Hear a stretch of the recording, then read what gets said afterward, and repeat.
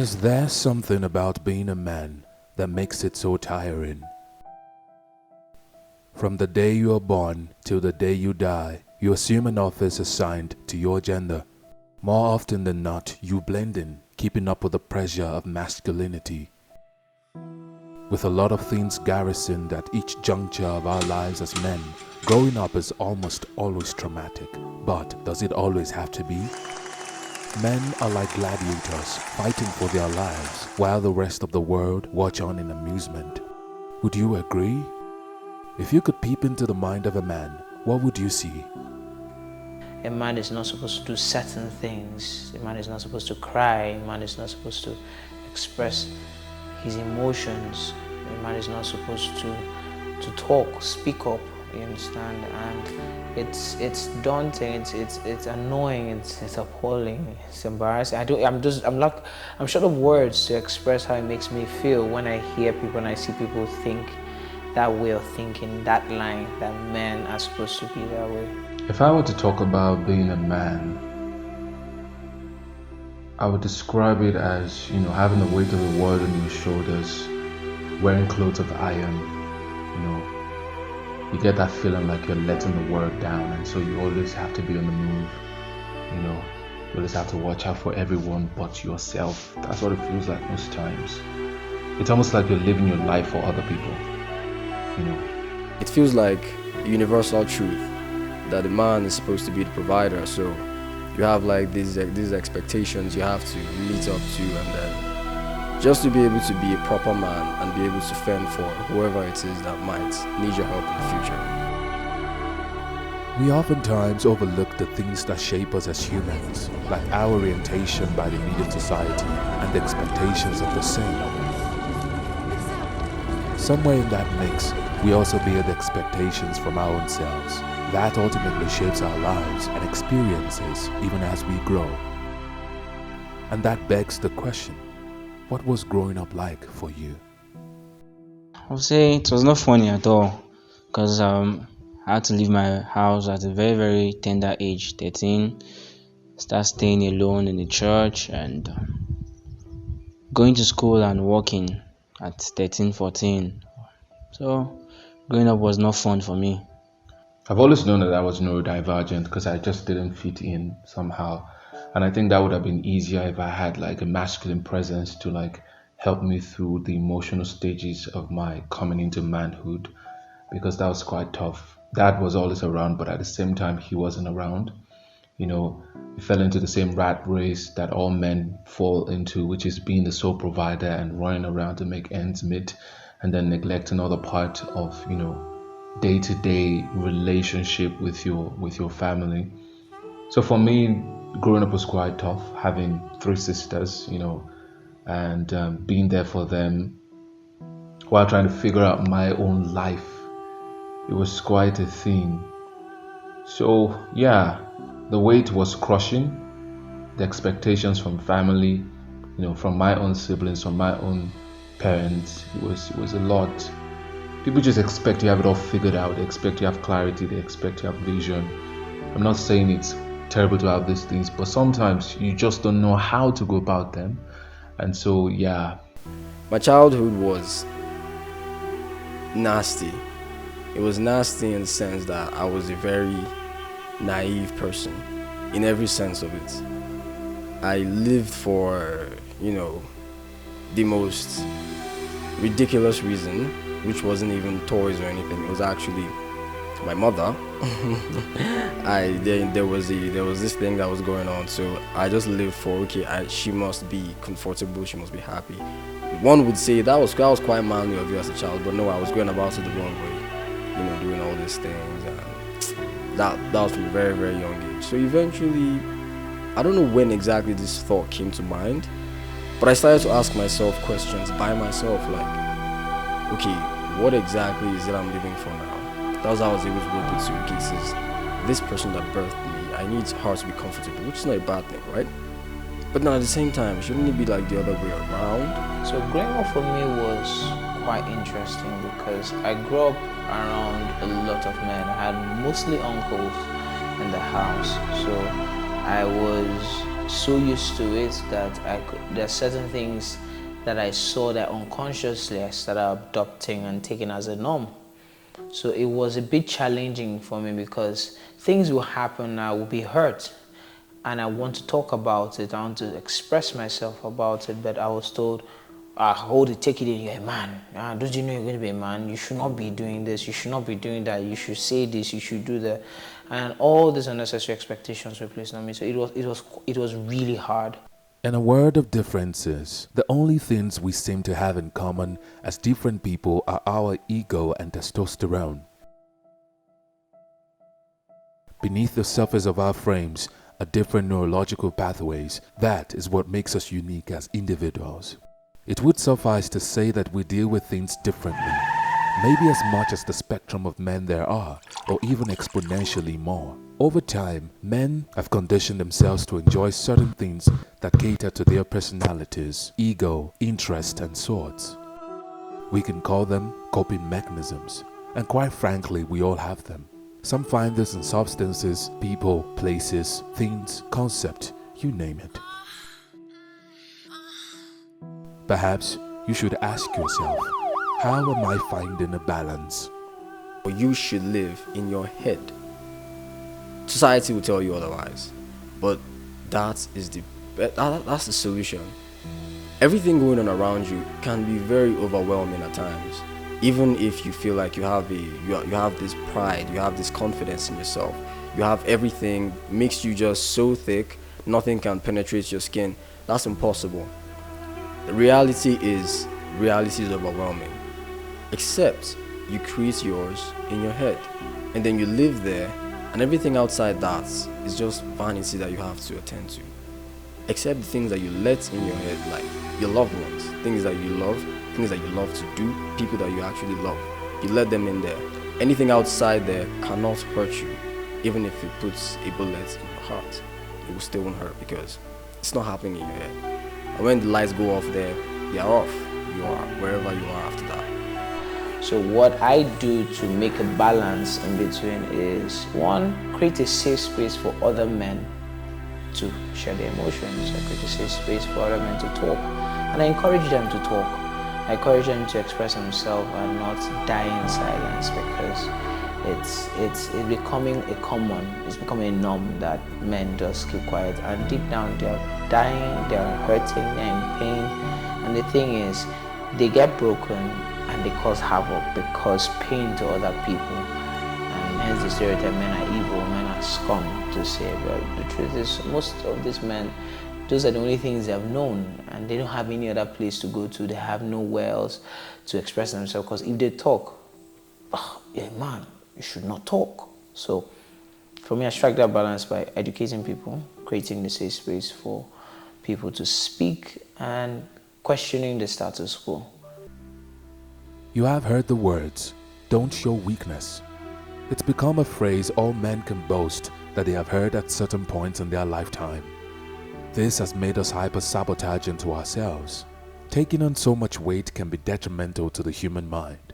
There is only so much that we can do, but we go on anyways until we implode. Perhaps a little expose on the things that hurt us would help to uncover the truth about our own feelings.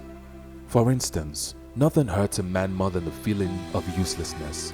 Anxiety, nervousness, and panic take over men when they feel that the immediate society has no value for them, the society that conditioned them to be hyperactive in the first place. On the other hand, nothing hurts a man more than the perception of crushed dreams, especially when they have spent all their years living for the immediate society but for themselves. In the absence of balance, the pursuit of the same must lead us to the uncovering of our own hurt. Loneliness hurts me as a man. And loneliness not as in I'm not having people around, but loneliness in my thoughts, in my feelings, in my ideas, because it's almost like you're just alone and nobody understands what it means to be you. So yeah, loneliness as a man. Expectations from people, definitely. Like I said, people just expect that you have it all figured out. They expect you to be financially stable, when in actual fact there might be factors, deterring you from actually achieving that stability per time. Um, yeah, people just kind of give you a certain age range to have your life all figured out. There's this ideology before 30. I don't know who came up with that ideology, but it's killing me. So the things I heard are one, when you're being forced these expectations or the status quo, and especially on the older generation, where they stand on the things they know and they believe there can't be a change, that is it, that is the standard, because that's what they've been used to. So they tend to want to force it down to the younger generation, to this generation, and it hurts. It really hurts because it feels like no one is listening. But I will keep talking. That's it. I will keep speaking. No matter how fast I have grown, I haven't reached my prime even by a mile yet. And then at this prime is the time I'm supposed to be comfortable in every ramification, everything. So right now I'm not even there yet. I'm still depending on, other ends for, what's it called? Upkeep, all this kind of stuff. I still basically I'm not there yet. So that actually does piss me off every now and then. I think number one is expectations, like expecting things from people you believe in or you feel they will support you, and not getting it from them hurts me a lot. But with time, life has taught me to not expect anything from anybody. Men want to be known. Men want to be seen. There's an otherness to us that most people know nothing about. People want us to put up a front, but sometimes we just want to cry. Not because we're weak, but because we can. Sometimes we just want to relax, cuddle with our loved ones. Sometimes we just want to just do random mundane things that is not the everyday cliche of manliness. We just want to relax. We want to be seen. We want to be loved. We want to live our lives for ourselves, and not just for other people. It's great to have family. And it's honorable to actually live for a family, but sometimes as men, we want to live for ourselves because we have vision, we have dreams, we have interests that need to be catered to. The modern man has found a way around innovation in the sciences, the arts, commerce, and others. One would imagine that a man would get a grip of himself psychologically, but it appears that many are caught in a rat race of expectations. The man must not only suffer a great deal of pressure from people, but even from his own self. Expectations aren't bad in and of themselves. We all have them. They are a natural part of life. The problem, however, arises when we place too much weight on the expectations of others to the point that we start living for their approval. We get lost in between the ways others see us and who we really are. Expectations are not an accurate gauge of what is right for you. Expectations are often unrealistic. Expectations are oftentimes contradictory to our own interest, and that can breed anger and resentment. It can ultimately cripple our own ability to make decisions. If being driven by others' expectations can be detrimental to our emotional and mental health, how can we learn to let go of them? How I manage is I've built this, I'm not going to call it a masculine ego, or I'm not going to call it false ego either. But it's more like I'm sure of the destination. The time I might not be sure of. So all the expectations that are dawning on me right now, all the expectations surrounding me, I just know for a fact, if it's the ones that I care about, if it's the ones that really matter to me, which is from the close circle of family and loved ones, I don't believe I would fail. I just have that ego. I don't believe I will fail them. I believe along the line, if I keep going this way, things will work out, and they work out the best way possible. People come with expectations from a preconceived notion or from something they're used to, a culture they're used to. So when these expectations are given, what I tend to do is I tend to first of all have a civil dialogue with the person bringing the expectations. Ask them, is this reasonable? Why are you saying this? Or why are you giving these expectations? Why are you having them? Is it healthy? What point does it make? Is it soothing your ego, or is it soothing a narrative that is massively flawed? I've learned over time to compartmentalize my feelings. So, and also input from other people. So when I receive stuff from other people, expectations, I know where to place them. I know what's important and what's not. I know what to sieve.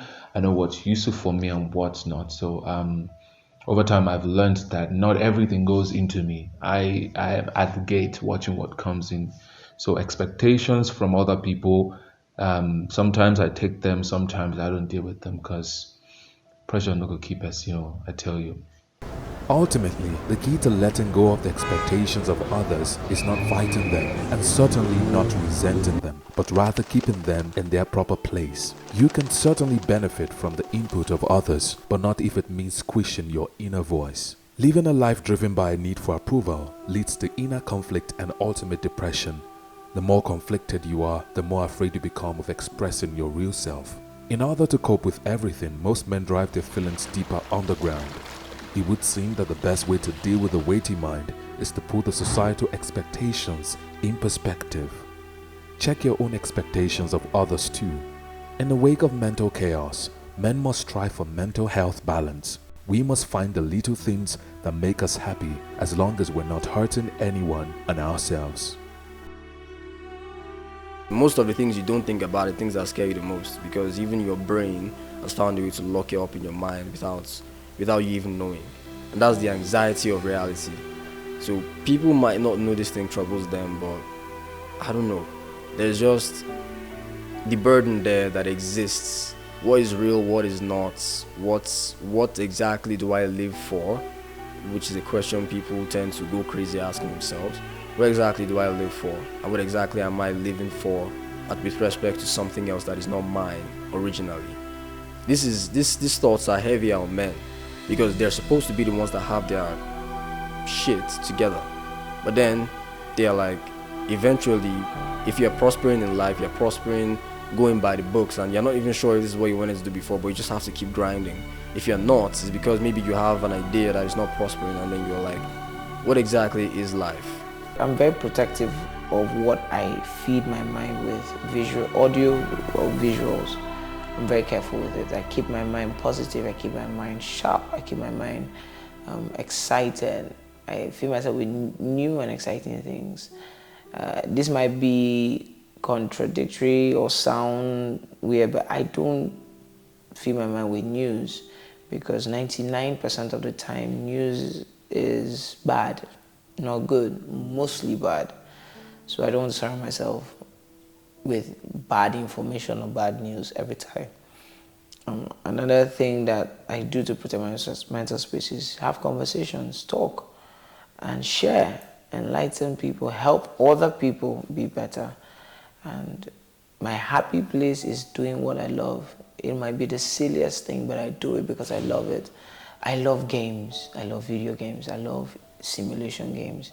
Yeah, everyone say, okay, it's for kids, it's a childish thing, but it's what I love, and I love to do it. So I love my design. I love to create designs. I love to take walks. I love to have extended conversations. I love to listen to new music from time to time. So, for mental health balance, I read, I write, I listen to music, I create. These are the things that help me to be evasive of reality for a while. And somehow I get grace from doing these things, because I also learn, I also metamorphose as a human being, as a man. I learn more from other people's experiences, from my own experiences of life. So mental health balance, I sleep a lot. I try to eat what I love per time. I try to actually give myself peace, because I've learned that I would not necessarily receive love from other people if I don't give it to myself first. So yeah, I'm learning to give grace to myself. I'm learning to be vulnerable with friends and family, because doing that, I'm not only unburdening myself, I'm also giving the room to just exhale, to also learn, because we learn in vulnerability. It's in vulnerability that will put our walls down. But that can be quite tough, because society expects otherwise from you. Society will tell you, man up. I'm learning to man down, because by doing that, you can actually rise up again. So, yeah. If you have to live for others, make it your choice. You are in the best position to know what is best for you. Don't let the expectations of others get in the way of being true to who you are. And remember, however life comes at you, you get to decide how you handle it. Being a man does not have to be unnecessarily weighty. It can be easy and enjoyable, even as we try to be all that we can be.